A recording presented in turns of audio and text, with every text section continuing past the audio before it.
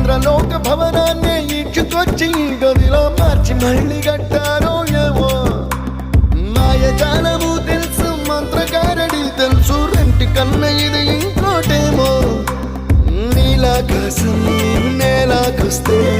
ఇట్టాగే ఉంటాదో ఏమో ఈ సంతోషం దాచాలంటే హృదయాలు ఓ వంద కావాలేమో ఇంతందంగా ఉంటుందా ఈ లోకం ఇన్నాళ్ళు ఈ మనసుకి తెలియాలేదే పాపం